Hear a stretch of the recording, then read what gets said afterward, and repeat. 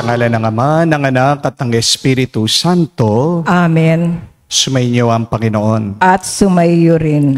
Mga kapatid, minsan pa tayo'y bumabalik sa banal na misa para makiisa, makiugnay sa ating Panginoong Yesukristo. Dahil ang magbibigay buhay, lakas sa atin, ay tanging ang Diyos lang. Huwag tayong matakot na maging totoo sa harap niya. Dahil hindi niya tayo matutulungan kung tayo'y nagpapanggap lamang. Sa mga pagkakataon na kung saan kinubli natin, tinago ang ating mga totoong nararamdaman at nararanasan sa Kanya. Sa mga pagkakataon na kung saan hindi rin tayo naging totoo sa harap ng ating mga kapwa. Aminin natin, itong ating pagkakamali, itong ating kahinaan, madalas tayo'y nagsisinungaling, na madalas tayo'y nagbabalat kayo. Para tayo ay makitang karapat-dapat sa mga banal na misteryo, hingin natin muli ang awa at pagpapatawad ng Diyos. Inaamin ko Sa makapangyarihang Diyos at sa inyo mga kapatid, na lubha kong nagkasala sa isip, sa salita, sa gawa at sa aking pagkukulang. Kaya'y sinasamo ko sa mahal na Birheng Maria, sa lahat ng mga anghel at mga banal, at sa inyo mga kapatid, na ako'y ipanalangin sa Panginoong ating Diyos.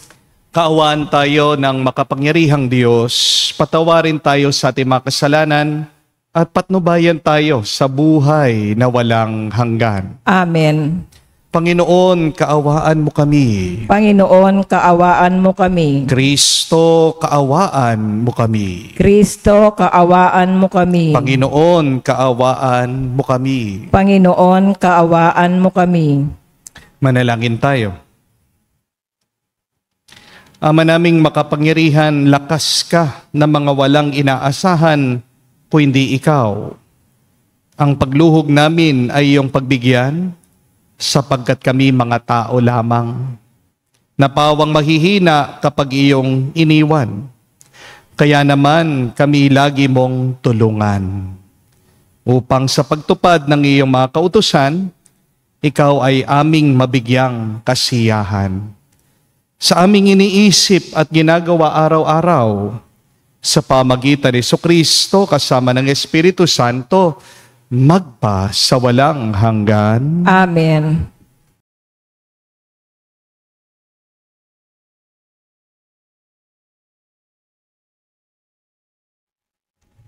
Pagbasa mula sa ikalawang sulat ni Apostol San Pablo sa mga taga-Korinto. Mga kapatid, tandaan ninyo ito, ang naghahasik ng kakaunti ay mag-aani ng kakaunti, at ang naghahasik naman ng marami ay mag-aani ng marami. Ang bawat isa'y dapat magbigay ayon sa sariling pasya, maluwag sa loob at di natipipilitan lamang, sapagkat ang pag-ibig ng Diyos ay kusang pagkakaloob. Magagawa ng Diyos na pasaganain kayo sa lahat ng bagay, higit pa sa inyong pangangailangan, upang may magamit kayo sa pagkakawang gawa. Gaya nga ng sinabi ng kasulatan, siya'y namudmod sa mga dukha, walang hanggan ang kanyang kabutihan. Ang Diyos na nagbibigay ng binhing ihahasik at tinapay na makakain, ang siya ring magbibigay sa inyo ng binhi at magpapalago nito upang mamunga ng sagana ang inyong kabutihang loob. Pasasaganain niya kayo sa lahat ng bagay para lalo kayong makatulong sa marami. Sa gayoy, dadami ang magpapasalamat sa Diyos dahil sa inyong pagtulong, dadalhin ko kayo sa kanila. Ang salita ng Diyos. Salamat sa Diyos. Mapalad siya na may takot sa Diyos na magandang loob. Mapalad siya na may takot sa Diyos na magandang loob. Mapalad ang tao na may takot sa Diyos.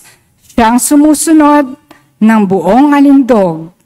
Ang kanyang lipi magiging dakila, pati ang mga angkan ay pinagpapala. Mapalad siya na may takot sa Diyos na magandang loob. Magiging sagana ang kanyang tahanan.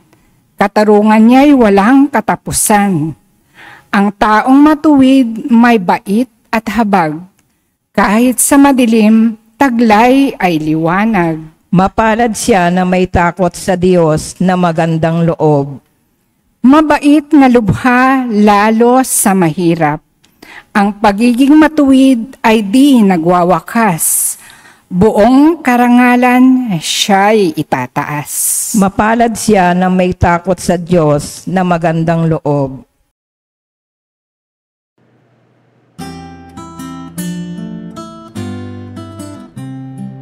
Alleluia, alleluia, alleluia, alleluia, alleluia, alleluia, alleluia, alleluia, alleluia, alleluia, alleluia, alleluia. Ang sa akin nagmamahal, tutupad sa aking aral, ama't ako'y mananahan. Aleluya, aleluya. Sumainyo ang Panginoon. At sumayo rin. Ang mabuting balita ng Panginoon ayon kay San Mateo. Papuri sa iyo, Panginoon. Nung panong yon, sinabi ni Jesus sa kanyang mga alagad, "Pag-ingatan ninyo na huwag maging pakitang tao lamang ang paggawa ninyo ng mabuti. Kapag ganyan ang ginagawa ninyo, wala kayong matatamong gantimpala buhat sa inyong amang nasa langit. Kaya nga kapag naglilimos ka, huwag mo nang ipagkamaingay ito, katulad ng ginagawa ng mga mapag-imbabaw doon sa sinagoga at sa mga lansangan. Ginagawa nila ito upang purihin sila ng mga tao. Sinasabi ko sa inyo, tinanggap na nila ang kanilang gantimpala. Ngunit kung naglilimos ka, huwag mo nang ipaalam ito kahit na sa iyong pinakamatalik na kaibigan, upang malihim ang iyong paglilimos at gagantihan ka ng iyong ama na nakakakita ng kabutihang ginagawa mo ng lihim. At kapag nananalangin kayo, huwag kayong tumulad sa mga mapag-imbabaw. Mahilig silang manalangin ng patayo sa mga sinagoga at sa mga panulakang daan upang makita sila ng mga tao. Sinasabi ko sa inyo, tinanggap na nila ang kanilang gantimpala.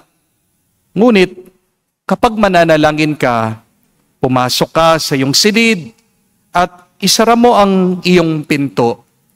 Saka ka manalangin sa iyong ama na hindi mo nakikita at gagantihan ka ng iyong ama na nakakakita ng kabutihang ginagawa mo ng lihim. Kapag nag-aayuno kayo, huwag kayong magmukhang malungkot tulad ng mga mapag-imbabaw. Hindi sila nag-aayos upang malaman ng mga tao sila'y nag-aayuno. Sinasabi ko sa inyo, tinanggap na nila ang kanilang gantimpala. Kapag ikaw ay nag-aayuno, mag-ayos ka ng buhok, maghilamos, upang wag mapansin ng mga tao na nag-aayuno ka. Ang iyong ama, hindi mo nakikita, ang siya lamang nakakaalam nito. Siya ang nakakakita ng kabutihang ginagawa mo ng lihim at gaganti sa iyo. Mga kapatid, ang mabuting balita ng ating Panginoon. Pinupuri ka namin, Panginoong Heso Kristo. Magandang araw po muli sa inyong lahat. May isa pong nakakatawang balita, maaring hindi nyo pa narinig dahil nangyari po ito sa China. Na kung saan, ang isa pong dalaga, isang babae, hindi po siya pinapasok sa eroplano. Magte-take off na po, aalis na yung kanilang eroplano. Pero, nung binigay po ng babae, ng dalaga, yung passport niya, at nung tinignan yung itsura niya, hindi po magkamuka. Iba po yung picture dun sa passport, iba po yung itsura nung dalaga. Ano po ang problema? Nanloloko po ba yung babae? Hindi. Ang problema po kasi, makapal yung makeup nung dalaga. Hindi po nakilala nung sistema dun sa computer yung muka nung babae dahil nag-iba yung itsura niya dahil sa makeup niya. Para po ma-recognize ng computer, para makilala ng mga security yung babae, pinaalis po yung napakakapal na palamuti o makeup ng babae. At nung malinis na po ang muka nitong dalaga, ayun po, tumunog na yung sistema. Ayun po, nakilala na siya ng computer. Nakapasok na siya sa eroplano. Kayo po, gaano nakakapal ang makeup sa mukha mo? Mag-ingat po kayo mga kapatid ha. Baka hindi ka na rin nakikilala ng Diyos. Baka pagdating ng araw, hindi ka rin makapasok sa kalangitan dahil sa pagbabalat kayo mo. Amen? Pinapaalala po sa atin ng Panginoon sa mabuting balita, ang pagdarasal, ang pagkakawanggawa, ang pag-aayuno ay maaari ding maging palabas lang sa atin. Baka gawin mo ding makeup mo yan. Oo, sabi ni Jesus, makakatanggap ka ng gantimpala, ng papuri galing sa ibang tao, pero hindi ka gagantimpalaan ng Diyos. Maaaring bibigyan ka ng parangal ng ibang tao, pero kung puro ka lang palabas sa iyong ginagawa at hindi naman talaga totoo yung nandyan sa puso mo, hindi mo mapapasaya ang Diyos. Remember, it is not enough to do the right thing, but we must do the right thing for the right reasons. Amen? Kung magdadasal ka, kung tutulong ka sa iba, kung magsasakripisyo ka, sana hindi lang para ikaw ay makatanggap, para ikaw ay makinabang lang. Gawin natin ang tama at mabuti. Dahil ito talaga ang tama at mabuti na pinaniniwalaan natin. Gawin mo ang kagustuhan ng Diyos dahil mahal mo ang Diyos at mahal mo din ang iyong mga kapwa. If you're going to do the right thing, please do it out of love. Because love is the most noble reason for all actions. Gusto mo maging malalim ang dahilan sa iyong ginagawa? Magmahal ka. At para hindi ka magsawa sa iyong pagmamahal, palagi kang makiisa, makiugnay sa Diyos ng pagmamahal. Ang tawag po ni Jesus sa mga gumagawa ng mabuti sa harap ng iba, dahil naghihintay lang sila ng papuri at parangal sa kanila, ay mga hipokrito. Sa mga Griego nung panahon po ni Jesus, ang mga hipokrito ay yung mga aktor. The Greek word for actor is hypocrites. Nung unang panahon po kasi, kapag magpapalabas po sila ng mga kwento, ang mga tao po ay nakaupo sa taas ng burol. O minsan, nandun po sila sa gilid, sa side ng mga bundok. At sa ibaba, doon po sa gitna, yung mga nagper-perform, yung mga aktor o mga hipokrito. Para po makita ng mga tao kung ano nangyayari doon sa palabas, para makilala nila yung mga karakter sa kwento, ang ginawa po ng mga sinaunang Griego ay lumikha po sila ng mga malalaking maskara. Ito pong mga maskarang ito ay nagsisilbi para makita nila sino ba yung mga tauhan sa kwento. Kaya kahit na malayo ka, kitang-kita mo sino ba yung lumalabas doon sa kwento. Pero ang tanong, kailangan ba natin talagang magsuot ng makeup, ng maskara, para mapansin lang tayo ng Diyos? Di ba hindi? Kaya nga po, sabi ni Jesus, kung magdadasal tayo, kung magkakawanggawa tayo, kung mag-aayuno tayo, huwag nating ipakita at ipaalam ito kahit na kanino. Dahil ang Diyos, na kahit na hindi natin nakikita niya lahat ng ginagawa natin sa lihim. At ang Diyos, na palaging nakikita niya ang ginagawa mo araw-araw, siyang magbibigay sa iyo ng gantimpala. Baka naman kapatid, kaya wala ka pang tinatanggap na grasya o bendisyon o pagpapala ngayon kasi masyado ka lang nakatuon o nakafocus sa ginagawa mo sa panlabas. Bigyan mo ng mas maraming panahon at pansin yung nangyayari sa iyong kalooban. Dahil sa ating loob, diyan nagmumula ang buhay. Di ko po alam kung napansin nyo ito. Tingnan nyo yung itlog ng manok, mula sa loob, diyan, napipisa, lumalabas ang sisiw. Mula sa loob, diyan lalabas ang buhay. Sa loob ng lupa, diyan po uusbong, tutubo, lilitaw ang halaman, ang puno. Sa loob ng sinapupunan ng ina, diyan po lalabas ang sanggol. Ang grasyang pagpapala ng Diyos, hindi po nag-uumpisa sa labas. Nagmumula sa loob, papalabas. Kaya nga, mas kailangan natin bigyan ng pansin. Unang-una, ang ating mga kalooban. Kumusta na ang nasa loob mo? Maayos ba? Malinis ba? Tahimik ba? Mabuti ba? Tanong ko lang po sa mga babae na palaging nagme-makeup. Di po ba kayo nangangawit na palaging nagme-makeup? Nakakapagod din po, no? Noon po sa mga nagpapanggap sa inyo, aminin nyo. Di po ba kayo nangangawit, napapagod, na nagpapanggap, na nagsusot ng maskara araw-araw? Di ba? Pag naiwan mo yung makeup, nakatulugan mo, ang sakit sa balat. Amen? Kahit naman po yung mascot napakainit nung kanyang nararamdaman dun sa loob ng kanyang costume. Nakakapagod din po, nakakangawit, nakakabigat ang nagpapanggap at nagbabalat kayo. Minsan, kailangan mong ngumiti, pero sa loob mo, nalulungkot ka talaga. Minsan, kailangan mong ipakita na malakas ka sa pamilya mo kasi ayaw mong mag-alala sila sa iyo. Minsan, kailangan mong bumangon, magtrabaho, magsipag, magpagod para sa iyong mga anak.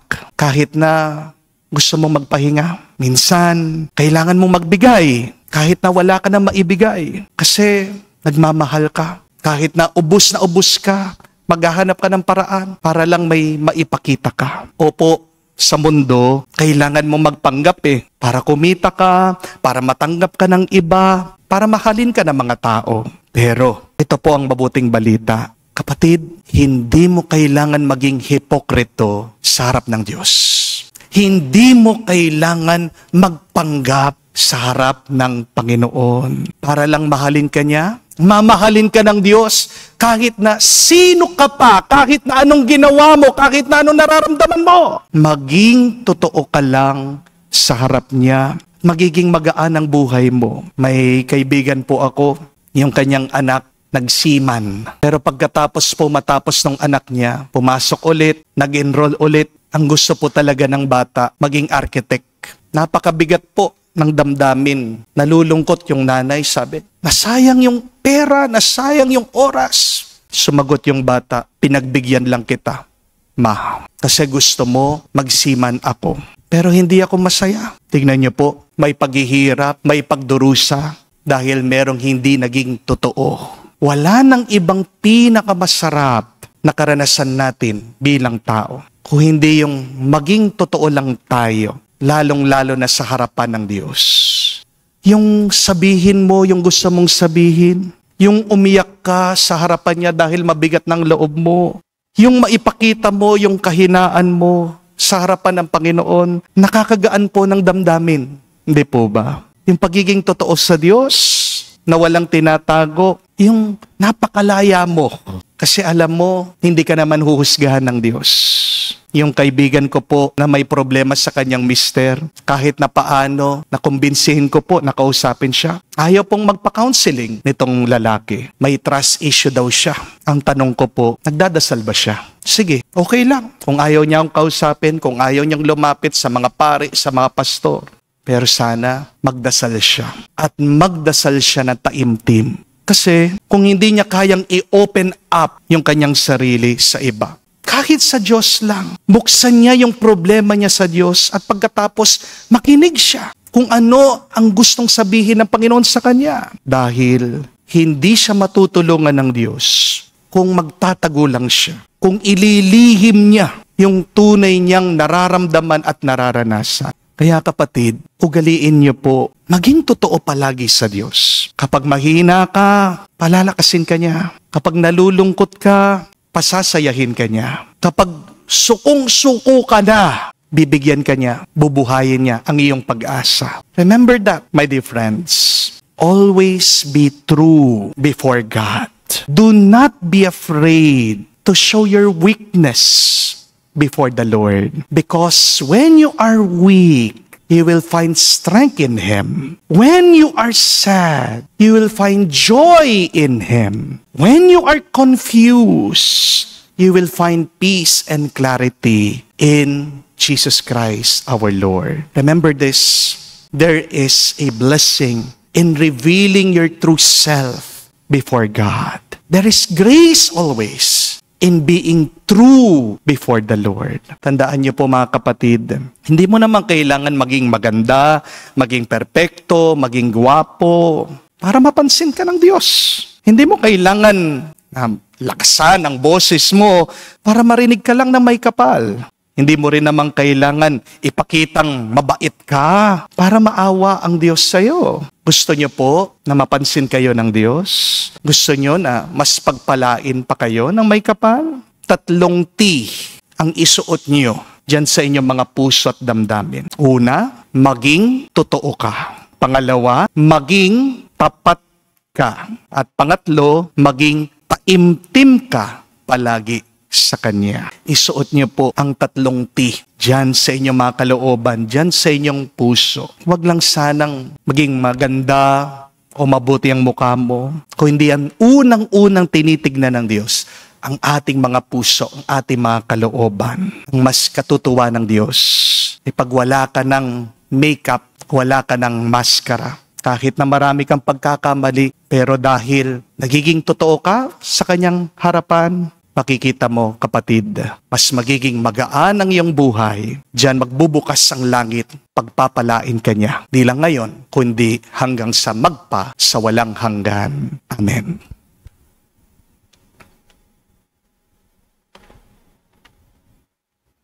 Manalangin po tayo sa Diyos sa katotohanan at pag-ibig para sa mga biyaya ng katotohanan at katapatan ng simbahan at sandaigdig.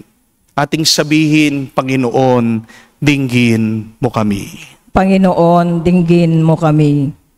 Ang simbahan, naway isaloob ang gawain at misyon ng pagpapanibago upang malinaw na maunawaan ng lahat si Kristo.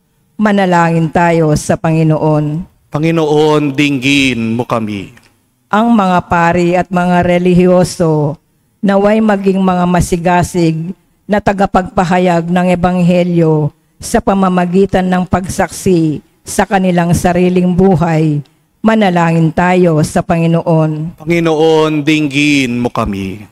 Ang mga lingkod, pangmamamayan at komunidad, naway maging tapat at hindi makasarili sa kanilang gawain ng pagpahatid ng katarungan, karangalan at pagkakaisa sa mga taong kanilang pinaglilingkuran. Manalangin tayo sa Panginoon. Panginoon, dinggin mo kami. Sa katahimikan po ng ating puso, banggitin din natin sa Diyos ang ating mga personal na pangangailangan. Ama naming Diyos, tulungan mo kaming ibigin at paglingkuran ka sa diwa ng katotohanan sa pamagitan ni Jesus na aming daan patungo sa iyo. Hinihiling namin ito sa pamagitan ni Kristo, aming Panginoon. Amen.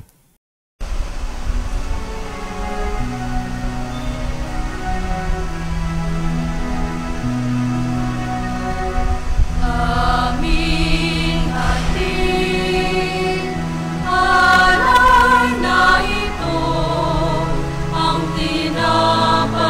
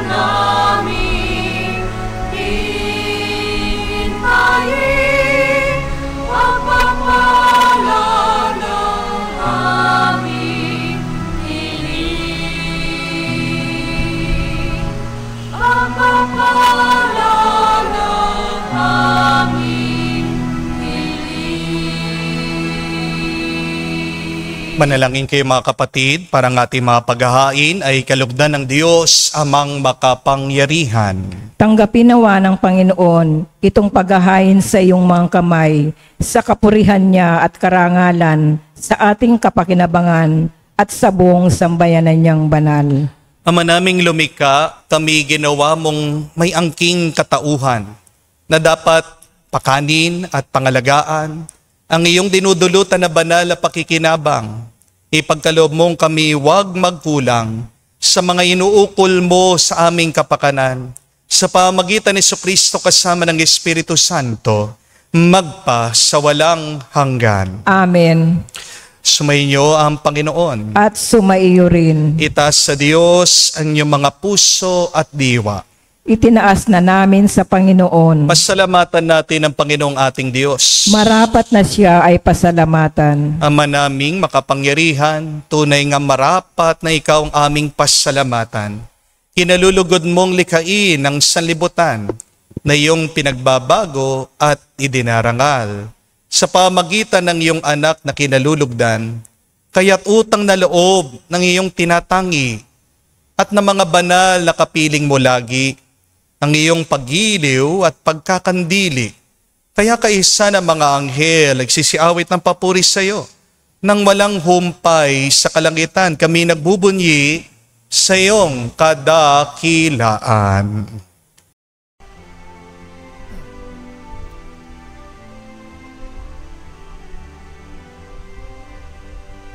Santo, Santo, Santo, Panginoong Diyos ng mga hukbo, napupuno ang langit at lupa ng kadakilaan mo. Hosana, Hosana, sa kaitaasan, pinagpala ang naparirito sa ngalan ng Panginoon. Hosana, Hosana, sa kaitaasan. Hosana, Hosana, sa kaitaasan.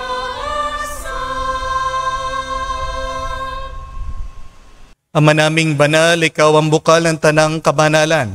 Kaya't sa pamagitan ng iyong Espiritu, gawin mong banal ang mga kaloob na ito, upang para sa amin, maging katawan at dugo ng aming Panginoong Heso Kristo. Bago niya pinagtiis ang kusang loob na maging handog, hinawakan niyang tinapay, pinasalamatan kanya. Pinaghati-hati niya iyon, inabot sa kanya malagad at sinabi, "Tanggapin ninyong lahat ito at kanin, itong aking katawan, na ihahandog para sa inyo."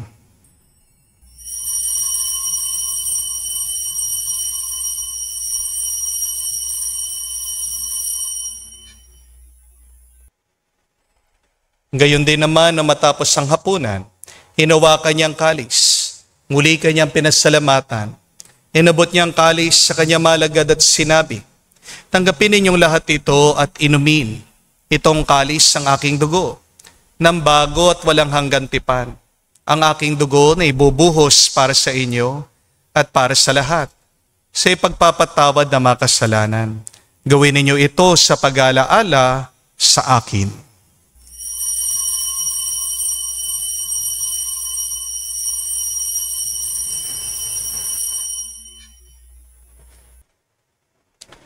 Ang misteryo ng pananampalataya.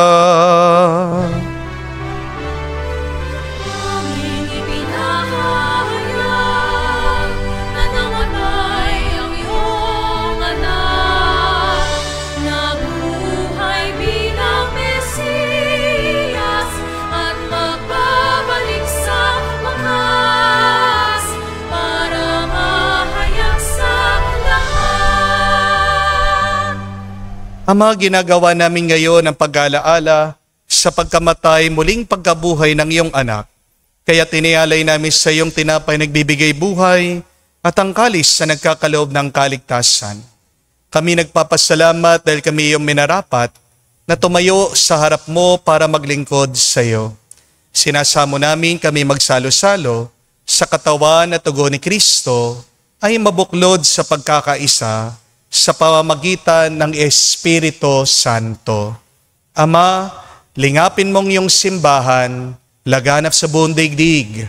Puspusin mo kami sa pag-ibig, kaisa ni Leon, aming Santo Papa, si Florentino, aming Arsobispo, at ng Tanang Kaparian. Alalahanin mo rin ang aming mga kapatid na nahimlay may pag-asang sila'y muling mabubuhay. Gayon din naman lahat ng mga pumanaw. Kaawan mo't sila't patuloyin sa iyong kaliwanagan. Kaawan mo't pagindapatin kaming lahat na makasalo sa iyong buhay na walang wakas. Kaisa na mahal na Birhen Maria, Ina ng Diyos. Kaisa ni San Jose, ang kanyang maluwalhating esposo. Kaisa ng lahat ng mga apostol at mga banal na namuhay dito sa daigdig na kalugod-lugod sa iyo. May pagdiwang nawa namin ang pagpupuri sa ikararangal mo sa pamagitan ng iyong anak, aming Panginoong Hesukristo. Sa pamamagitan ni Kristo, kasama niya at sa Kanya, ang lahat ng parangal at papuri ay sa iyo, Diyos Ama, makapangyarihan, kasama ng Espiritu Santo, magpasawalang hanggan. Amen, amen, amen. Sa nakakagaling na utos sa turo ni Jesus sa Panginoon natin na Diyos, ipahayag natin ng lakas loob.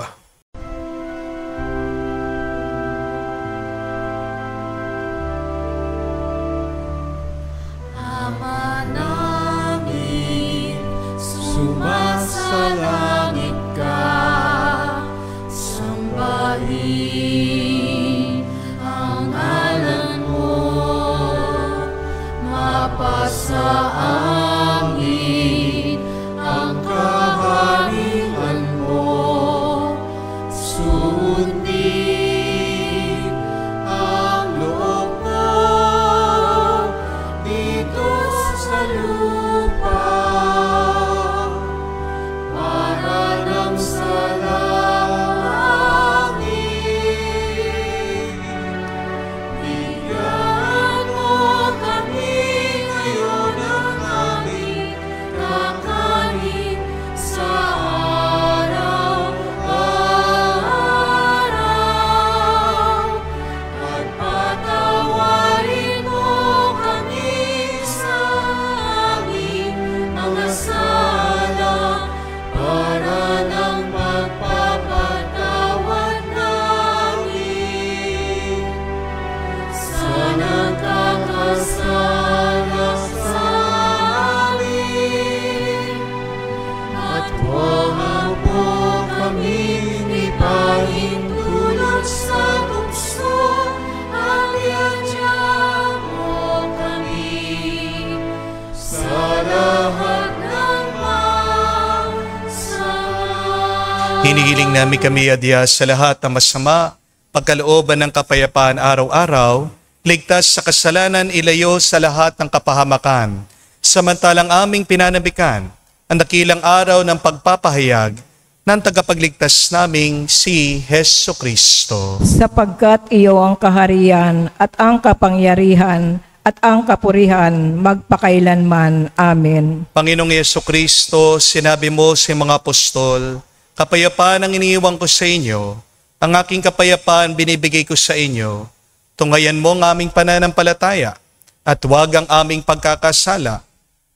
Pagkalooban mo kami ng kapayapaan at pagkakaisa ayon sa iyong kalooban, kasama ng Espiritu Santo, magpa sa walang hanggan. Amen. Kapayapaan ng Panginoon na laging sumainyo. At sumayo rin. Magbigayan po tayo ng kapayapaan sa bawat isa. Isuyo po, kapayapaan po sa inyong lahat.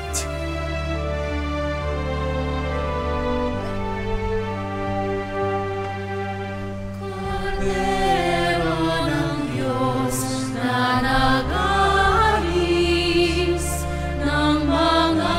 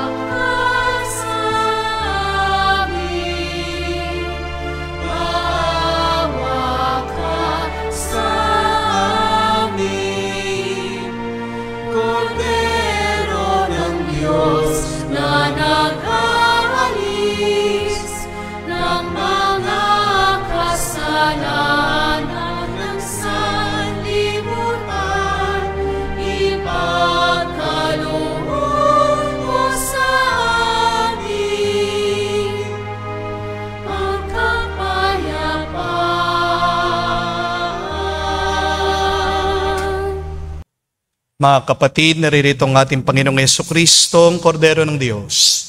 Siya nag-aalis sa mga kasalanan ng sanlibutan. Mapalad tayong lumalapit sa piging ng Kordero. Panginoon, hindi ako karapat-dapat na magpatuloy sa iyo, ngunit sa isang salita mo lamang ay gagaling na ako.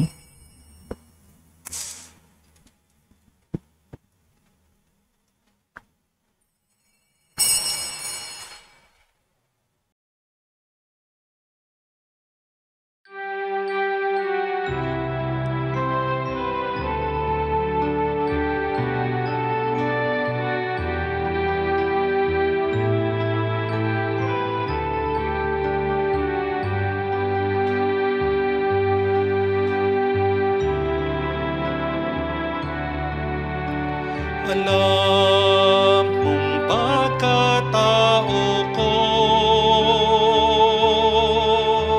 wala akong matatago. Alam mong aking isipan, alam mo ang lahat ng ginagawa ko, O Diyos. Gabayan mo ko, Diyos, sa buhay na ito. Ilapit mo ako sa pagmamahal mo. Dalhin mo ko, Panginoon, sa kalangitan. Buhay kasama mo. Manalangin tayo.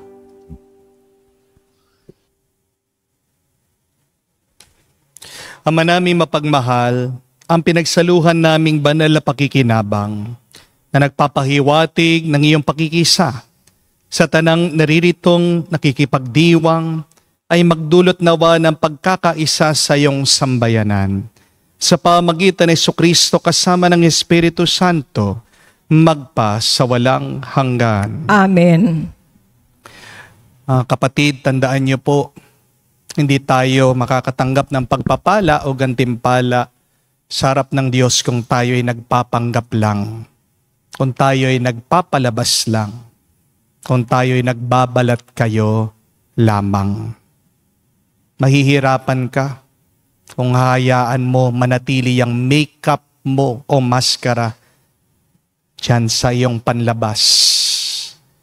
Magiging mas magaan ang iyong buhay kung aalisin mo lahat ng pagkukunwari mo at maging totoo ka sa Diyos.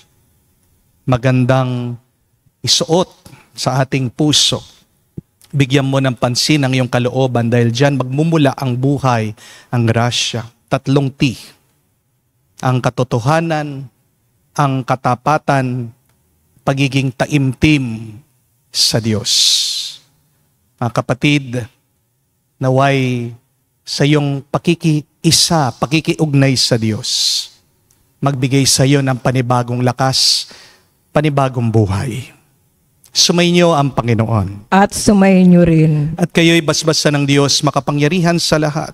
Sa ngalan ng Ama, ng Anak, ng Espiritu Santo. Amen. Ang ating misa ay natapos na. Humayo kayo sa kapayapaan ni Kristo. Salamat sa Diyos.